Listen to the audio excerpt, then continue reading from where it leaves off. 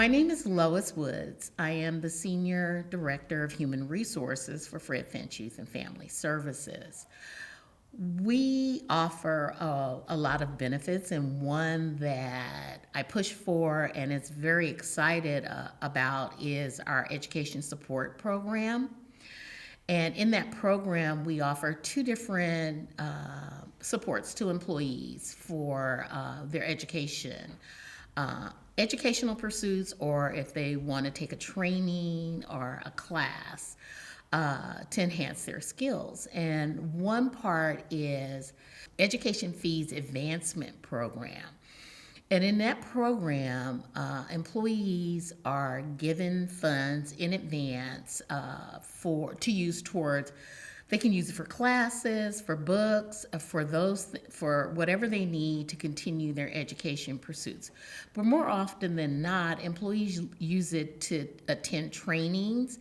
If there's some advanced training in behavioral health that they want to take, or some other skill where they want to use that use that training to build their skills, as in our different programs and departments. It's not just related, or just not for folks who work in direct care with our participants and their families.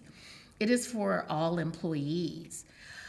So that one is a great resource for employees. The second part of our education support program is the degree assistance program. And twice a year, our board of directors can grant up to $10,000 for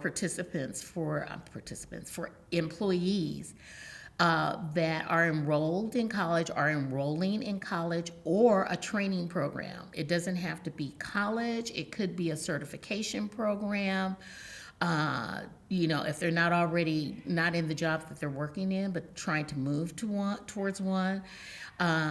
It could be for a class or a training that is very expensive.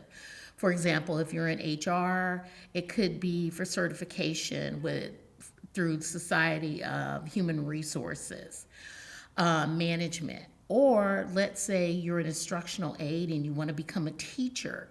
It helps if you apply and accept it, or accepted in the program. It gives $10,000 for the fiscal year towards that education as you work towards a teaching credential. We've been doing this for, I think, 5-6 years now. And we've had people who have changed positions because they've earned their master's degree and became clinicians through the program. It is a great resource. Sometimes our employees are a little hesitant because part of it includes, you have all the documentation you have to submit, your letter of acceptance for college, and the projected cost. You have to do a personal statement, but you also have to do an interview, and that is where some employees are like, I'm going to be interviewed, but our board members interview, and I have to explain, they're just regular people. They just happen to be board members at Fred Finch.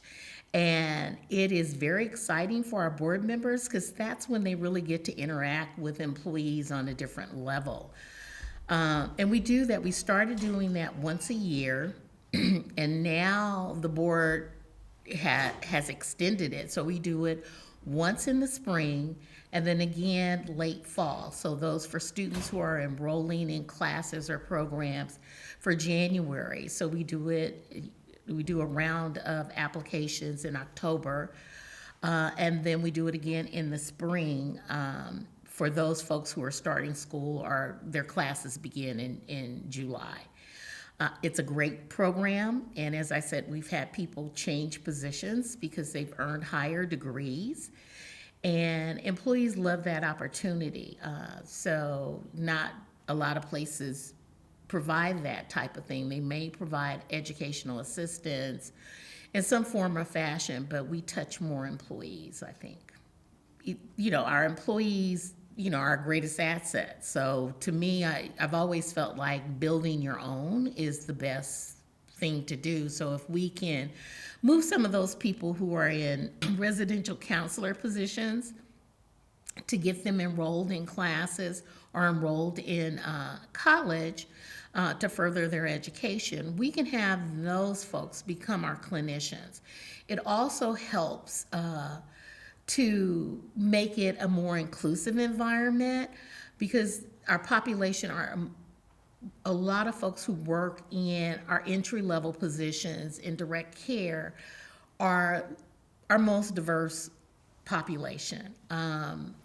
And so it is an opportunity to grow our own and also provide those services and health support that we do in behavioral health to a vast part of the population that we serve.